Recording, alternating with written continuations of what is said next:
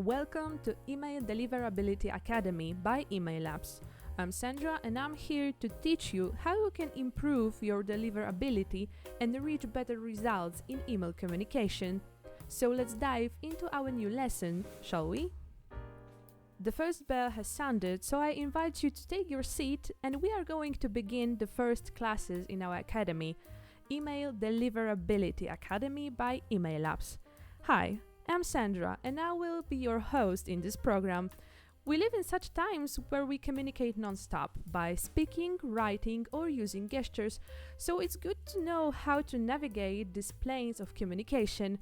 In our academy, I'll introduce you to the subject of email.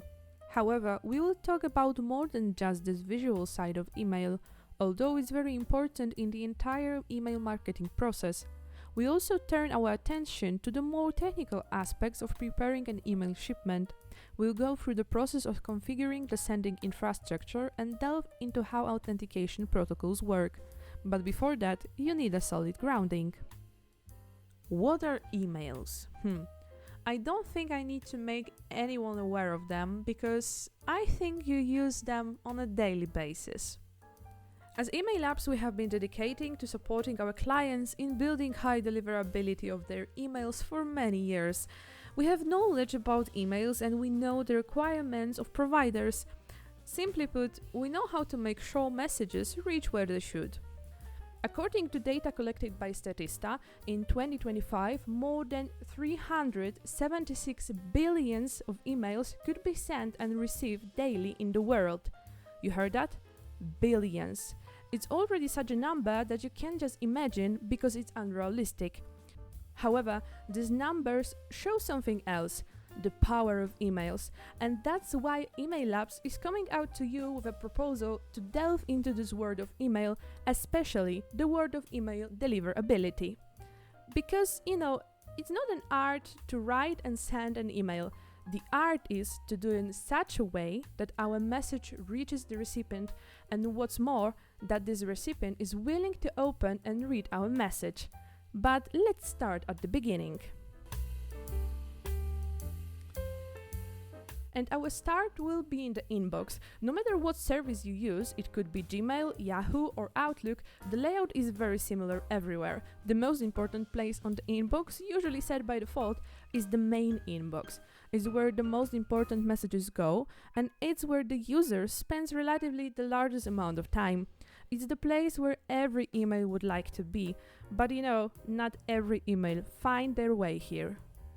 Next, we also have such boxes as offers or promotions. It's where promotional or offer messages usually go. Simple, right? We must also mention that worst and forgotten folder, the spam folder. That's where no one is likely to want to end up, but don't always know how to avoid falling into the spam folder. Well, don't worry, we'll give you some hints. Also worth mentioning are the function boxes. Depending on the provider, they will be different. You can find a folder for notifications, newsletters, prescriptions, or for example, invoices. But why are we actually discussing what the inbox consists of? Because very often we are not aware of where our messages can go, where our recipient will look for them. Now that we have a solid basis, we still need to discuss what can we send to our recipients. Now, someone may speak up and say, "What do you mean? Emails, of course." And such a person will be right, but the term emails alone is definitely not enough. Because in truth, the messages we send to our customers are divided into two groups, transactional and marketing emails. It's very important to be aware of this division from the very beginning of your email adventure. Transactional emails are system service messages that are generated automatically, most often after a user performs some action. Transactional emails also include corporate correspondence and triggered messages. Examples of such messages are registration or order placement confirmation, welcome messages, thank you messages, password reminders, invoice emails, account balance emails, alerts, autoresponders, abandoned cart emails, and many, many more. On the other hand, marketing emails are all advertising, offer and promotional messages that have been scheduled and sent to subscribers who have given their permission. Such message must also contain an unsubscribe link which allows you to opt out of further mailings. Well, and here the most popular example of a marketing email is a newsletter. I think that in our academy we will look at them in more detail, more than once and more than twice. Ready for even more knowledge? If so, let's now combine the information I have already given you so far. I talked about the main folder in the inbox, that is the most important folder with the most important messages. Following this thinking, transactional emails will go into this folder. After all, our customer is waiting for payment confirmation on an order placement confirmation. Such messages should not go to any other places. Moving on, the place of marketing emails is in the offers or promotions folder, but that doesn't mean they can't also end up in the main folder. By far, the worst place they can go is the spam folder. Alright, but what should you actually do to avoid ending in the spam folder? First step, take care of your deliverability. Imagine this situation. Your client has forgotten the password to the platform. Perhaps he hasn't used your services for a long time, but now he badly needs it. So he clicks the Remind Password button, enters his email address, and nothing. The message with the link to reset the password does not hit the inbox, or worst, it went to spam. What happened next? The customer may try again or abandon your platform and choose the competitor, which is probably not what you want, right?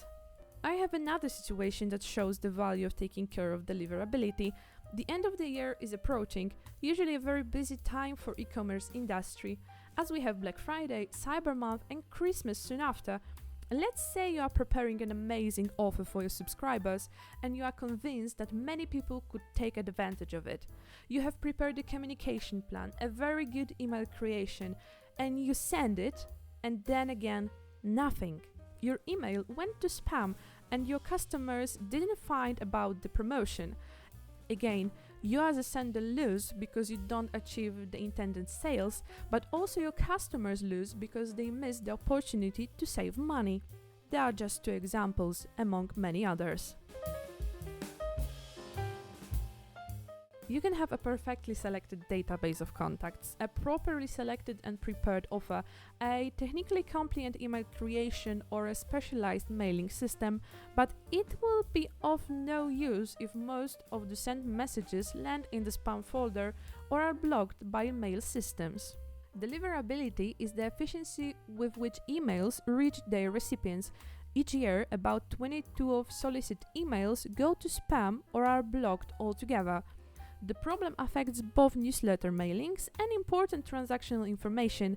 What type of message we send can have a key impact on our deliverability. The more engaged recipients are with our messages, the better deliverability we will have. The reaction of users to cold mailing or mass newsletters will be different than to a well-personalized offer. So you need to know your audience a bit. Who are they? What are their interests, preferences, and pain points? The more you know about your audience, the more efficiently you can tailor your email content to their needs. Personalization isn't just about inserting a first name into the subject line, it's about delivering value to each recipient. So as we continue our journey through the world of email deliverability in future episodes, keep in mind that the human touch matters just as much as technical expertise. The combination of both is what is truly set your email campaigns apart. Good deliverability of messages to public email providers is mainly influenced by factors. For example, recipients' engagement with received emails, in example, opens and clicks on links, IP reputation, absence of persons on blacklist, email authentication, server configuration, low bounce rates, truthful HTML code of creations, absence of spam trap addresses, avoidance of sudden spikes in sending volumes, low rate of marking messages as a spam. Wow, quite a lot, right? And believe me, these are not all the determinants. What's more, the catalog of requirements expand every year to further secure the mailing to customers and not expose them to unnecessary dangers. What kind of threats I'm talking about? take it easy, we'll get to that too, but not all at once. Now that we touch on the basis of email deliverability, let's dive a little deeper into the factors that can make or break your email campaigns. It's essential to understand that your sender's reputation plays a pivotal role in ensuring your emails reach the right destination. Sender reputation is like your email credit score. It's determined by various factors, including your sending history, user engagement, and email authentication. A high sender reputation can result in better inbox placement, while a poor one may lead to your emails being marked as a spam or even blocked. So how you can maintain a stellar sender reputation? First and foremost, focus on engaging your recipients with relevant content. Encourage open, clicks, and replies by crafting emails that resonate with your audience. Personalization, compelling subject lines, and valuable content are your allies here. Additionally, keep an eye on your email list hygiene. Regularly clean out inactive or invalid email addresses to reduce bounce rates and maintain a healthy list. Sending emails to non-existent or disengaged addresses can harm your reputation. Email authentication protocols like SPF, DKIM, and DMARC are vital in assuring providers that your emails are legitimate. By setting this up correctly, you can increase your chances of landing in the inbox. Another important aspect of sender's reputation is email infrastructure. Ensure that your email servers are configured correctly and avoid sudden spikes in sending volumes, which can trigger spam filters. Consistency and steady email practices are a key. Also, always respect your subscribers' preferences.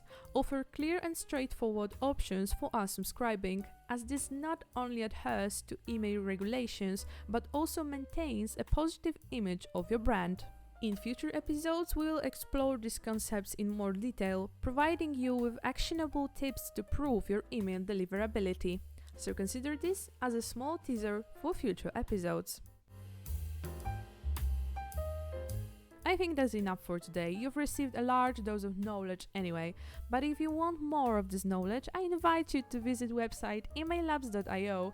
There you will find expansions on many of the issues I've discussed today. Stay tuned for our next episode where we'll continue our journey into the world of email deliverability. However, if you think there is a topic we should cover first, or if you're struggling with a problem we can help with, let us know. For example, via Email Labs profile on LinkedIn. In our Deliverability Academy, everyone will find something for them. Until then, thank you for tuning in, and we look forward to sharing more knowledge with you in the future. See you in the next episode of Email Deliverability Academy by Email Labs.